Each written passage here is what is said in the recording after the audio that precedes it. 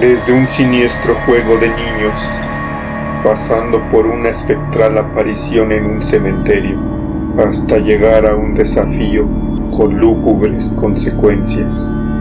Intrigado, quédate, sé que te va a aterrar.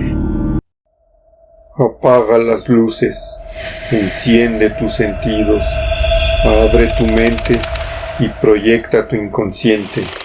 Mira la oscuridad fijamente durante un buen rato y finalmente verás lo que no hay en ella. Bienvenido a un mundo de pesadillas. Atrévete, sé que te va a gustar. Siniestros, sean convocados a un universo tétrico, lleno de historias, leyendas y relatos que se engendran en las entrañas del abismo y nacen en la oscuridad. Si gozas al ser invadido por el terror, has encontrado tu lugar.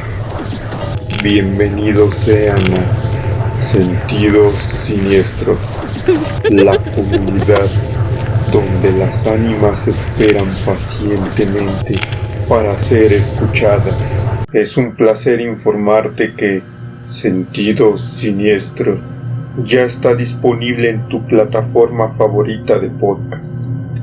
El día de hoy te presento el capítulo número 13, titulado Historias siniestras de Día de Muertos. Sin más preámbulo, comencemos con el capítulo de hoy. Juego de niños. Corría el año 1998, por motivo de las celebraciones del Día de Muertos. Pablo, un chico de 13 años, y su madre decidieron visitar el hermoso, enigmático y folclórico pueblo de Mixquic, en la Ciudad de México. Después de recorrer las coloridas ofrendas, los monumentales tapetes de acerrín pintado o pétalos de flores, y las calles repletas de fiesta, verbena y celebración, comieron algunos deliciosos antojitos y se dispusieron a seguir su camino hacia el panteón y la iglesia, ya que también querían visitarlos. Una vez en el panteón, admiraron la belleza de las tumbas decoradas con coloridas flores, enormes cirios y aromáticos inciensos. Por un buen rato, ya era demasiado tarde para regresar y la afluencia de visitantes todavía era considerable, así que pensaron en pasar la noche en el lugar y regresar temprano a casa. La madre de Pablo tomó asiento en un pequeño lugar despejado que encontró para descansar un rato. Tiempo después, y sin darse cuenta, se quedó dormida. Pablo estaba un tanto aburrido cuando de pronto sintió que alguien le tocaba por detrás el hombro. Dio un sutil brinco de sobresalto y volteó inmediatamente. Un cordial, amable y pícaro rostro le sonreía diciendo: «Yo soy Carlos Chávez, estoy un poco aburrido, ¿quieres jugar un rato?». Era un pequeño aproximadamente de la misma edad de Pablo, así que decidió aceptar e ir a jugar con el pequeño Carlos. Jugaron al escondite por un buen rato, hasta que se cansaron. Después se acomodaron en una tumba para descansar, acostados boca arriba, mirando al cielo, y empezaron a conversar un poco. «¿Tú eres de aquí, Carlos?», preguntó Pablo para hacer la plática. «Sí, antes vivía aquí cerca con mi mamá, pero ya hace tiempo que no. La extraño mucho, ¿sabes?». Pablo se quedó callado ante la respuesta de Carlos. No sabía qué decir sin resultar inoportuno. Carlos tomó nuevamente la palabra y dijo: «Se ve que tu mamá te quiere mucho. Cuídala y quiérala, tú que la tienes siempre contigo». Esas palabras dejaron pensando a Pablo, quien después de unos pocos minutos se quedó dormido. Unos gritos que entonaban su nombre despertaron a Pablo. Era su mamá llamándolo. Al abrir los ojos notó que ya estaba amaneciendo y que su nuevo amigo Carlos ya se había ido. Inmediatamente se incorporó y corrió al llamado de su madre. Al llegar con ella la abrazó y comenzó a contarle su aventura nocturna. Su madre lo escuchó y seguidamente le dijo que era hora de emprender el viaje a casa. Mientras se dirigían a la salida del camposanto, una lápida en particular atrapó la atención de Pablo, así que se alejó de su madre y se dirigió hacia la tumba para observar con más detalle. El chico no podía creer lo que veía. En la lápida estaba grabado el siguiente epitafio: aquí reposa mi amado hijo, Carlos Chávez. Descansa en paz. 1976-1988. Pablo pensó por un momento que era una casualidad, pero un elemento en la ofrenda de la tumba que no dejaba lugar a duda era una vieja foto instantánea que capturaba al mismo chico con el que había estado horas antes, posando para la fotografía mientras esbozaba la misma pícara sonrisa que había mostrado tantas veces durante la noche de juegos. La noche de Todos los Santos, un 1 de noviembre en España, mientras se celebraba la noche de Todos los Santos, Pilar, junto con su hermana y sus primos, decidieron que aunque ya era un poco tarde, aún tenían tiempo suficiente para visitar la tumba de su difunta abuela para llevarle algunas flores. Así que se dirigieron al panteón. Pese a que estaba a punto de caer la noche, las puertas del camposanto aún estaban abiertas. Entraron y se dirigieron con prontitud a la tumba de la abuela, ya que el camino no era nada corto y el lugar era sumamente grande.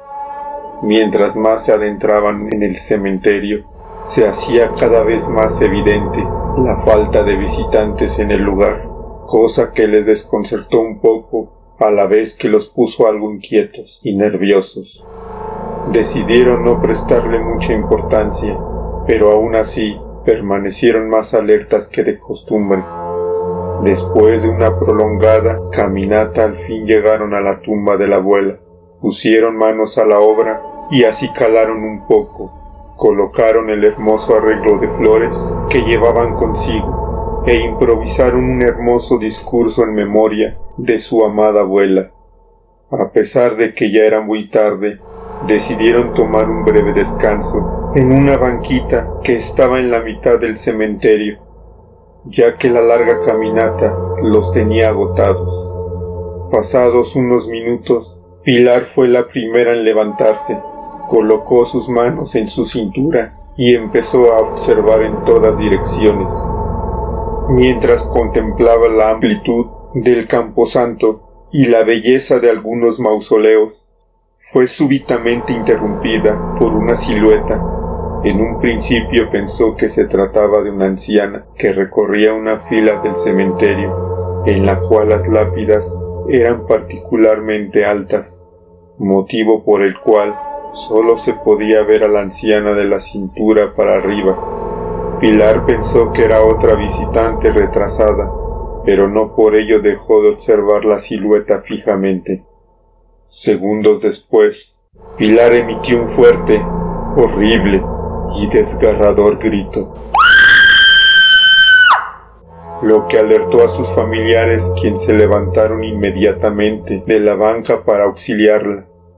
Le preguntaron qué tenía, pero Pilar no podía emitir palabra alguna, así que casi por instinto señaló con su mano derecha hacia un sendero, el cual estaba completamente despejado, es decir, no tenía lápidas, mausoleos o árboles que pudieran obstruir la vista. Al dirigir la mirada hacia el sendero que señalaba Pilar, todos quedaron perplejos al observar la siniestra, espeluznante y tétrica visión que recorría el sendero. En efecto, era la figura de una anciana, pero ahora que nada obstruía la vista, se podía percibir con suma claridad que la espectral mujer estaba partida por la mitad. Lo que primero apreciaba la vista Era un pequeño torso que en una mano sostenía un bello ramo de rosas rojas y en la otra llevaba un pañuelo con el cual enjugaba sus lágrimas eventualmente. Pero la fantasmal visión no terminaba ahí. Detrás del torso venían caminando, con la misma cadencia y velocidad, dos pequeñas piernas. La sobrenatural experiencia fue interrumpida por el velador, quien hizo voltear a los 4 visitantes al acercarse a ellos, alumbrándolos con una enorme lámpara, mientras les preguntaba si estaban bien. Trataron de mostrarle al velador la espectral visión, pero al regresar la mirada no había nada en el lugar. Su fallido intento de explicación fue interrumpido de tajo por las contundentes palabras del velador. Es hora de cerrar, y ustedes son los últimos visitantes. Permítanme escoltarlos hasta la salida. Pilar y sus acompañantes se quedaron mudos y decidieron seguir en silencio al vigilante. Al llegar a las puertas del camposanto, el velador las abrió para permitir que salieran. Cuando los 4 estaban afuera, el velador salió junto con ellos y les dijo: ¿Ven esa pequeña cruz que está en el otro lado de la acera? Les contaré una breve historia. Doña Manola era una viuda respetable que todos los años, en la noche de Todos los Santos, traía un ramo de rosas rojas a su difunto esposo. Su fiel hábito sería coartado hace unos 10 años, cuando doña Manola, ya con 84 años, fue arrollada al cruzar la calle por un imprudente que conducía su carro a exceso de velocidad. Yo mismo fui testigo del trágico, descarnado y siniestro accidente que dejó a la pobre anciana partida por la mitad. Desafío en el panteón. Tadeo era un joven ingenioso, estudiante de la Universidad de Guanajuato, México. Poseía numerosas aptitudes, lo que lo hacía sobresalir en múltiples ámbitos. Tadeo, junto con algunos compañeros, compartían una marcada afición por la música. Gustaban de reunirse a pasar un rato agradable, siempre amenizado con hermosas melodías y canciones que ellos mismos interpretaban. Disfrutaban tanto haciendo música juntos que decidieron formar una estudiantina. Estas son grupos de estudiantes universitarios que, sin importar la licenciatura que cursen, se ven unidos por una pasión en común: la música. A la fecha, estos grupos son parte de la identidad de Guanajuato. Ataviados en sus ostentosos trajes conformados por un jubón o casaca, pantaloncillo, capa, medias, zapatos con hebilla y camisa blanca, que emulaban antiguos uniformes escolares de las universidades españolas del siglo XIV y XV. Recorrían los callejones y plazuelas tocando sus instrumentos musicales y entonando bellas canciones. Se acercaba el Día de Muertos y Tadeo quería sorprender a sus amigos, así que empezó a maquinar un plan en su mente que, dicho sea de paso, era una fuente inagotable de brillantez, talento e iniciativa. Pero obviamente Tadeo no era perfecto, ya que era un cuanto cobarde, asustadizo y fácilmente impresionable, pero sabía camuflar sus defectos a la perfección, así que habían pasado completamente desapercibidos por sus amigos. El ansiado día llegó, era 2 de noviembre, y Tadeo tenía su plan más que listo. Llegó al punto de encuentro y esperó el arribo de sus compañeros de la estudiantina. Cuando todos estaban reunidos, les contó que había concebido el más ingenioso desafío de Día de Muertos. El único requisito era que cerca de la medianoche fueran todos al cementerio. Tadeo atrapó la atención y curiosidad de sus compañeros. a pesar de no contarles en qué consistía el resto del plan. Así que todos aceptaron la invitación de ir al panteón. Pasadas las 11 de la noche, los jóvenes se dirigieron al cementerio. Al llegar a las puertas del camposanto, Tadeo tomó la palabra al mismo tiempo que les mostraba una estaca de madera que llevaba oculta entre sus ropas, y dijo a sus amigos: «El reto está dispuesto para aquel que quiera demostrar que es el más valiente, osado y temerario del grupo, y consiste en lo siguiente: debe entrar al cementerio en completa oscuridad, con solo la luz de la luna como iluminación, dirigirse a la tumba más alejada y en ella clavar esta estaca como prueba de que el recorrido hasta la zona más remota del camposanto se completó. Los demás lo esperaremos aquí mismo, y mañana, en cuanto abran el panteón, nos volveremos a reunir para corroborar que la estaca esté clavada». Sus compañeros quedaron estupefactos, a la vez que motivados por el reto que demostraría quién era el más valiente. De inmediato Leonardo, quien era un joven atlético y fuerte, se ofreció para realizar la hazaña, pero antes de empezar con la empresa fue interrumpido por Alfredo, quien era un chico bajo de estatura y muy delgado, pero muy audaz, ágil y escurridizo. Esteban dijo que él también quería una oportunidad de realizar la proeza y que le parecía mejor idea echarlo a la suerte. Todos secundaron la moción, menos Tadeo, quien no quería participar, así que mejor se quedó callado. Cortaron pequeños trozos de papel y en ellos escribieron los nombres de los presentes. Acto seguido, los colocaron en una bolsa, la cerraron y agitaron su contenido.